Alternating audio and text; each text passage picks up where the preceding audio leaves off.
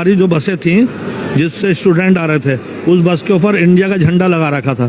तो हमें यकीन था कि किसी की इतनी हिम्मत नहीं है दुनिया में, इतना भरोसा, पूरा कॉन्फिडेंस था इस बात के ऊपर। फिर भी ईरान ने जो है वो इंडिया के लिए एक्सेप्शन क्रिएट किया, इस जंग के महाज में भी अपने लोगों को वहां से बचाया। ईरान को ये मालूमात मिल गई तो फिर शामत तो आएगी। अब इसमें जो बड़ी खतरनाक किस्म की खबर आ रही है कि ईरान को धोखा देने के लिए फॉक्स न्यूज ने कहा कि तुम किस शख्स को नोबेल पीस प्राइज के लिए रिकमेंड कर रहे हो, लेकिन जब किस्मत में जिल्लत लिखी हो ना, ख्वारी लिखी हो, तो फिर टाइमिंग अल्लाह ताला सेट करता है, क्योंकि इज्जत और जिल्लत मिन जानिब अल्लाह होती है। अब देखिए, कल आपने ये ऐलान किया और कल ही पूरी दुनिया में को भी पता है कि अमेरिका अनकरीब जो कुछ ईरान में करने जा रहा है। मामला सिक्योरिटी का नहीं है बल्कि इकोनॉमी तक का भी आ गया, क्योंकि स्ट्रेट ऑफ हॉर्मुज़ जैसे ही बंद होता है, हम लोगों के मुमालिक जो कि ऑयल के इंपोर्टर्स तो हैं। भारत ने ऑपरेशन सिंधु लॉन्च किया और ईरान जब भी ऐसा कोई लड़ाई का महाज होता है, जंग का महाज होता है, हमेशा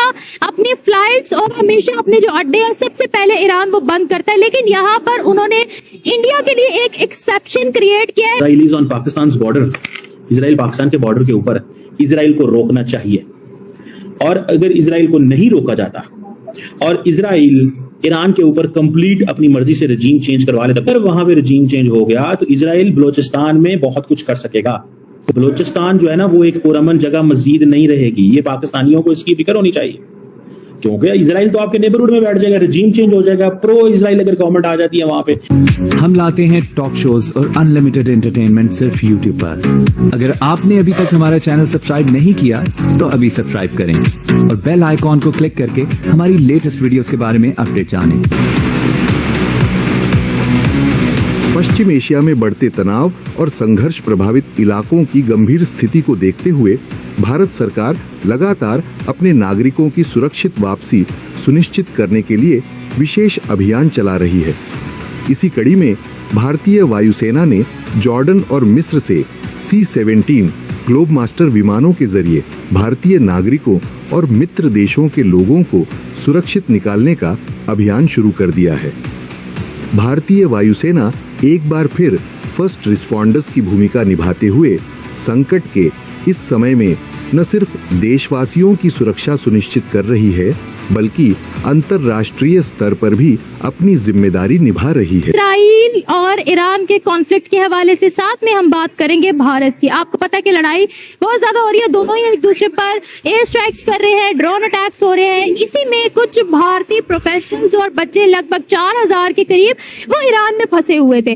भारत ने ऑपरेशन सिंधु लॉन्च किया और ईरान जब भी ऐसा कोई लड़ाई का महाज होता है, जंग का महाज होता है, हमेशा अपनी फ्लाइट्स और हमेशा अपने जो अड्डे हैं सबसे पहले ईरान वो बंद करता है। लेकिन यहाँ पर उन्होंने इंडिया के लिए एक एक्सेप्शन क्रिएट किया है। मशाद से उन्होंने स्पेशल फ्लाइट भेजी है न्यू दिल्ली में, और जितने जम्मू कश्मीर के बच्चे भारत के थे उन सबको भारत में पहुंचा दिया है। भारत इस चीज को बहुत कह रहा है कि ये हमारी डिप्लोमेटिक विन है। देखो हमने जम्मू कश्मीर के बच्चों को कैसे निकाला है, हम लोगों ने डिप्लोमेसी, हम लोगों की डिप्लोमेटिक विन देखो कि एक तरफ हम इसराइल के भी अलाए हैं, ईरान भी हमारा साथी है, और हम लोगों ने इस जंग के महाज में भी अपने लोगों को वहां से बचाया। इस वक्त पाकिस्तान भी एक बड़ी क्रिटिकल सिचुएशन में फंसा हुआ है। क्या ऐसी ही डिप्लोमेटिक विन पाकिस्तान भी हासिल कर सकता है? और जिस तरह से उन्होंने अपने बच्चों को, स्पेशली जम्मू कश्मीर के बच्चों को निकाला है और उनका मीडिया इस चीज को बड़ा प्रेज कर रहा है, उस हवाले से आप क्या कहते हैं?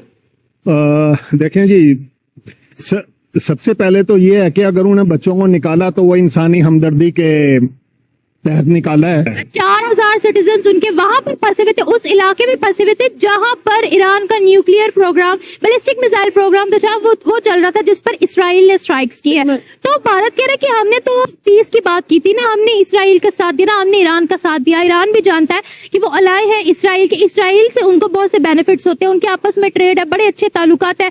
हमेशा भारत कहता है कि वी स्टैंड विद इसराइल, चाहे वो कुछ भी हो।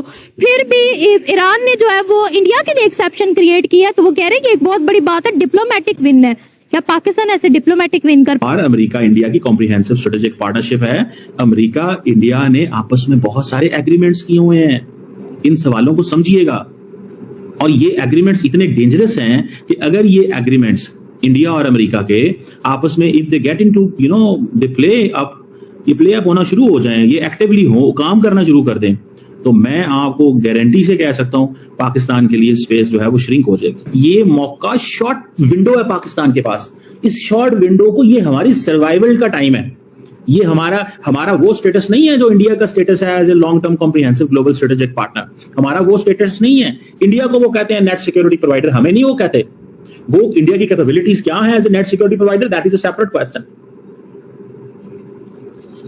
सो अब इस चीज को थोड़ा समझने की हमें जरूरत है। सर आपको क्या लगता है कि पाकिस्तान ने क्या बिट्रे किया है ईरान को? नहीं, पहले तो मैं आपकी बात ड्राई कर दूं कि अमेरिका पाकिस्तान की बेस यूज कर रहा है, वो झूठ है। अमेरिका इंडिया की बेस यूज कर रहा है। और रही बात फील्ड मार्शल की, वो तो आप अपने चक्कर में गए थे और आपने ब्लेम डाल दिया उस पर ईरान और पाकिस्तान का।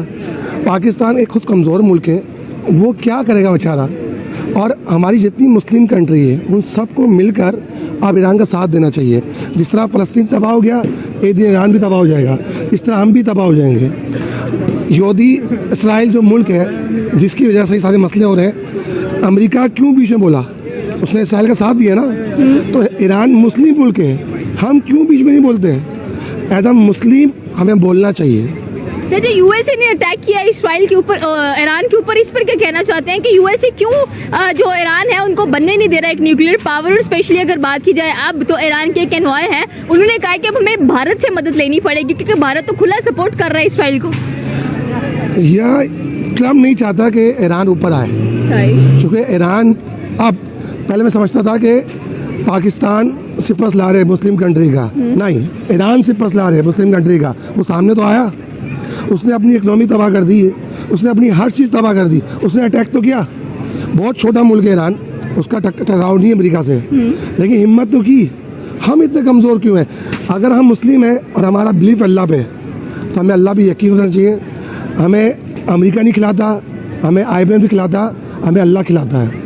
तो हमें इस टाइम सारे मुसलमानों को एक होना चाहिए, हम बहुत सारे हैं, हम क्यों नहीं करते ऐसा? क्योंकि अमेरिका इसराइल इसलिए खड़ा है क्योंकि अमेरिका सपोर्ट कर रहा है इसराइल को। कतर, सऊदी अरब, हम पाकिस्तान, बांग्लादेश, लीबिया, मिस्र, उर्दान, कितने मुल्क के जो मुझे नाम भी याद नहीं है। हम बहुत छोटे तो नहीं है, हम तो बहुत सारे हैं। हम बोलते हैं जी बिल्कुल, क्योंकि हम देखें तो ईरान भी एक इस्लामिक कंट्री है और पाकिस्तान भी ला इलाहा इल्लल्लाह मुहम्मद रसूलुल्लाह के कलमे के ऊपर बना है। तो अगर उन्होंने, हमें तो पता है क्योंकि ये पाकिस्तान, हमारे ये एयर मार्शल जो हैं, फील्ड मार्शल, ये गए हैं अमेरिका, तो उन्होंने उनके साथ हाथ वगैरह मिलाए हैं, उनके साथ जाके बैठे हैं। जबकि सूरत हाल मुस्लिम कंट्रीज़ और ये नॉन मुस्लिम के दरमियान बहुत संजीदा है, तो ऐसा तो बिल्कुल भी नहीं करना चाहिए था। तो ये तो बिल्कुल एक गलत चीज़ है और गद्दारी में आता है बिल्कुल।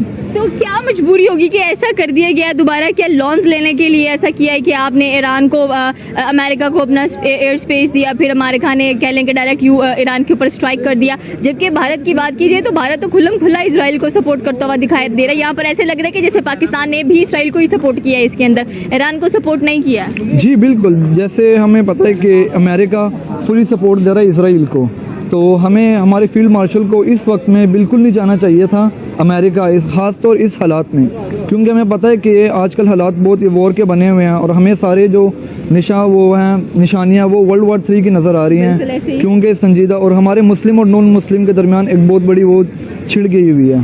तो अब जो है जंग इस्लाम के नाम पे है, तो बिल्कुल ये तो बहुत गलत बात है।